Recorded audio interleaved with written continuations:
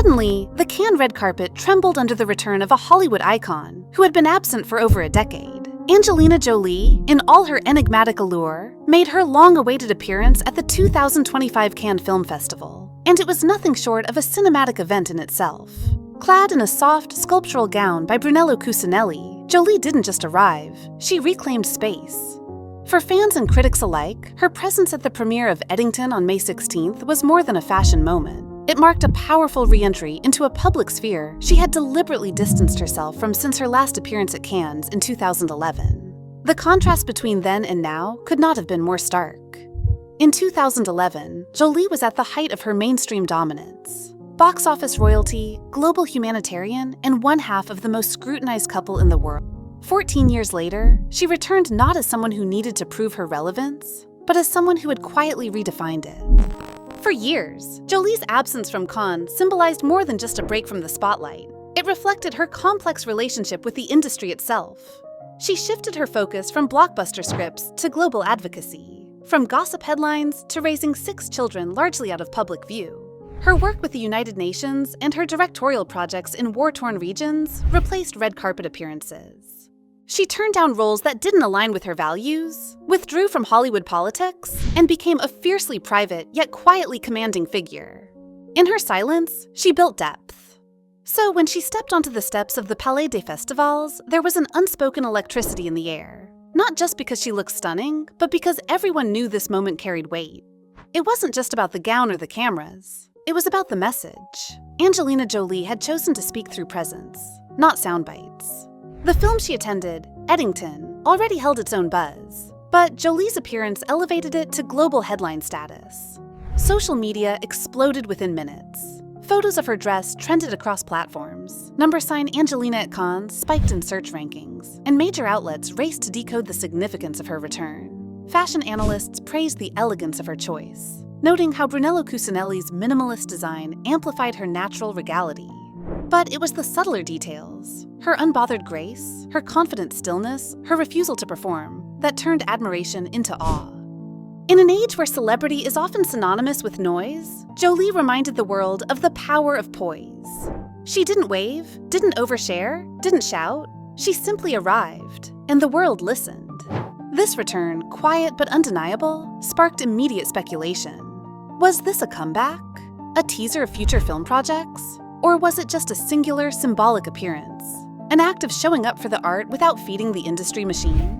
Whatever the intention, it was clear that Angelina Jolie's reemergence at Cannes wasn't just another celebrity sighting. It was a reminder that some stars never fade. They simply choose when to shine. And when they do, the entire world turns its gaze back toward them. However, beneath the glow of camera flashes and headlines that celebrated Angelina Jolie's elegant return to Cannes, a more complex undercurrent began to emerge, one that exposed the delicate tension between reinvention and reputation, admiration and accountability.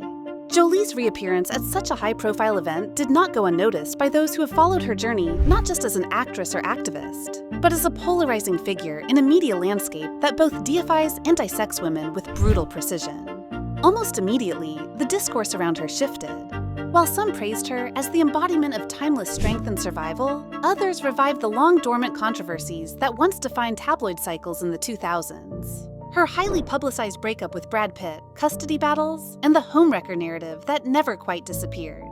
Even now, with years of distance and a legacy rich with humanitarian work, Jolie found herself back in the eye of a storm she thought she'd left behind. Critics, both vocal and veiled, questioned the timing of her return. Was it mere coincidence that her re-entry into the limelight came at a time when multiple major studios were rebooting female-led franchises, reviving award season campaigning, and actively courting A-list power? Was her presence at Cannes a genuine celebration of cinema, or a strategic recalibration of brand Jolie? Editorials surfaced with contrasting tones. Some marveling at her evolution, others accusing her of selective silence during movements like #MeToo, in which she was notably restrained compared to peers. The very grace that earned her applause from red carpet commentators became fodder for think pieces about how easily Hollywood forgives, forgets, and reintegrates powerful figures, especially women with mystique. Behind the scenes, the industry buzzed with whispers. Publicists debated whether Jolie's appearance signaled a new film deal or production partnership. Executives who once hesitated to work with her due to ongoing legal conflicts or polarizing tabloid reputations began placing quiet calls. At the same time, women in the industry, especially younger actresses and directors, voiced a different kind of concern. For them, Jolie's return symbolized not just the resilience of a star, but the reemergence of a Hollywood archetype, the untouchable woman, commanding yet detached, whose career narrative can be rewritten with a single dress and a powerful gaze. The problem wasn't Jolie herself, it was the message her return risked sending in an era still wrestling with how much grace the industry grants those with global magnetism. Meanwhile, online forums reignited old fandom wars. Team Jolie versus Team Aniston trended once again as people dredged up tabloid narratives over a decade old. Comments on viral photos weren't just fashion critiques, they were reminders of how unforgiving public memory can be, especially for women. The elegance of her presence was pitted against the noise of her past, turning her return into a digital battleground. Some argued she didn't owe the public anything. Not apologies, not explanations. Others claimed her silence on key issues was part of a pattern, one that allowed her to move freely through spaces that others are denied. In truth, Angelina Jolie's return to Cannes was more than a red carpet moment. It became a litmus test. Could a woman who once symbolized both scandal and sanctity reclaim the narrative on her own terms? Or would the ghosts of past headlines continue to haunt her, no matter how gracefully she walked through the flashing lights? This wasn't just about a festival appearance. It was about who gets to come back, and how loudly the world lets them. Then, something remarkable happened. Something no one scripted, no strategist predicted, and no outlet could fully spin. The noise surrounding Angelina Jolie's return, both celebratory and critical, began to give way to something deeper: conversation. Not just about her fashion or her past, but about her evolution, her boundaries, and the undeniable complexity of her legacy.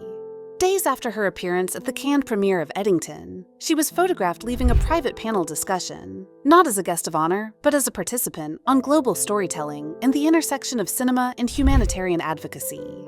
The room wasn't packed with paparazzi.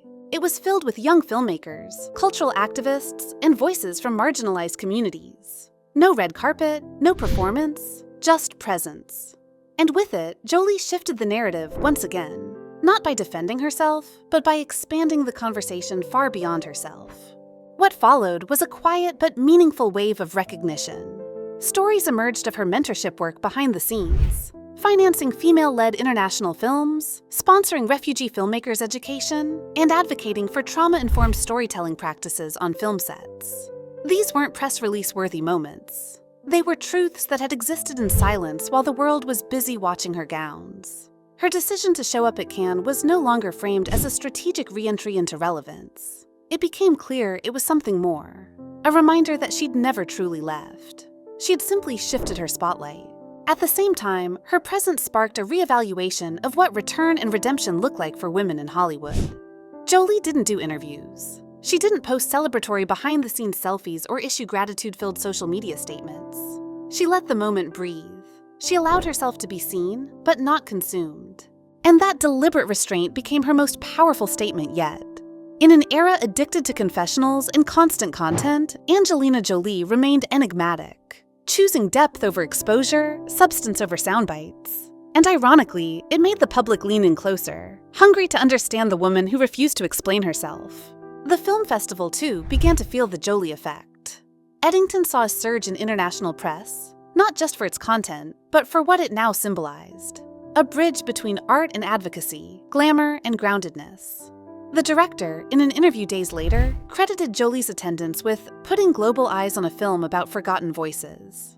She wasn't the star of the movie, but in a way, she became the story that carried it, not through ego, but through impact. In the weeks that followed Cannes, think pieces gave way to deeper analysis. Feminist scholars praised her refusal to engage with the sensationalism that had once threatened to define her. Industry analysts noted how her single, unscripted appearance had generated more global impact than entire marketing campaigns. And more importantly, younger actresses and creators began citing her not as a tabloid figure, but as a model of restraint, privacy, and principled presence. In an age where vulnerability is often monetized, Jolie's dignity and silence became a masterclass in self-possession. She didn't explain herself, and that somehow explained everything. Meanwhile, her absence from public statements continued to speak volumes. She did not grant exclusive interviews or sign onto blockbuster projects in the aftermath. She continued her advocacy work behind the scenes, declined awards season hype, and let the moment at Cannes exist as it was. A singular, symbolic punctuation mark in a career written not in gossip, but in grit. And in doing so, she allowed others to reflect, not just on her legacy, but on the way the industry measures a woman's worth through visibility. The world had spent years trying to understand Angelina Jolie through the lens of scandal, philanthropy, motherhood, and mythology. But in her return, she showed us what was left when all of that noise fell away. A woman who owed nothing and chose everything with intention. So now, when her name trends again, it's no longer a question of who she once was, but what she stands for today. A symbol not of perfection or performance, but of presence, autonomy, and quiet power.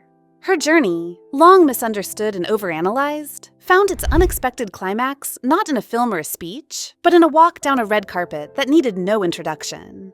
Angelina Jolie didn't just return to Cannes. She re-entered the public consciousness with the force of someone who no longer needed to be forgiven, validated, or adored.